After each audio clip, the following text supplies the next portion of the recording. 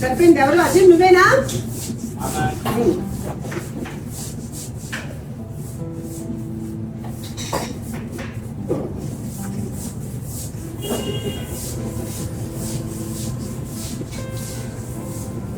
లైట్గా చాలా కొంచెం లైట్ చాలా.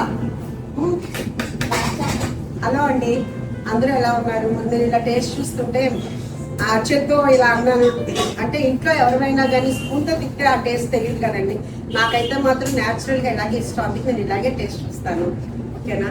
అది కాకుండా మన ఇదేంటి పప్పుచారు కానీ దాల్చా, గోంగూర, మసాలాలు అన్నీ కూడా మన ఉషాబుల్స్ కిచెన్ ఫస్ట్ బ్రాంచ్ నుంచి సెకండ్ బ్రాంచ్ పెడతాయండి కూకట్పల్లి.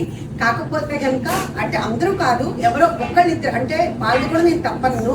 ఎవరికైనా ఫీలింగ్ ఎట్లా ఉంటుంది అంటే ఆ ఫస్ట్ బ్రాంచ్ దగ్గర నుంచి సెకండ్ బ్రాంచ్కి వచ్చేటప్పటికి క్వాలిటీ తగ్గిపోతుంది, అంత ఇంట్రెస్ట్ లేదు అని అనుకుంటారు. అది ఎవరికి తప్పదు కాదండి. కానీ ఇక్కడ మేము చెప్పదలుచుకుంది ఏంటంటే కనుక మెయిన్ మేము మొత్తం టోటల్ అన్నీ కూడా సెంట్రల్కి వచ్చి ఇక్కడ మా మన ఫస్ట్ బ్రాంచ్ నుంచే సెకండ్ బ్రాంచ్కి వెళ్తాయండి. సో ఇక్కడ టేస్ట్ ఉంది, అక్కడ టేస్ట్ లేదు అంటే మాత్రం రెండు ఒకటేనండి. కొంచెం అది అర్థం చేసుకోండి. అంటే మన థింకింగ్ ఎలా ఉంటుందంటే అంటే ఫస్ట్ బ్రాంచ్ నుంచి వెళ్ళిపోయారు కదా అంత ఇంట్రెస్ట్ ఉండదు అట్లా అంటారు. అలా ఏమీ లేదండి. మనకి ఇద్దరు పిల్లలంటే రెండు కంటే కదండి. అట్లాగే ఇది కూడా అంతే. మన ఫస్ట్ బ్రాంచ్ ఎంతో సెకండ్ బ్రాంచ్ కూడా అంతేనండి.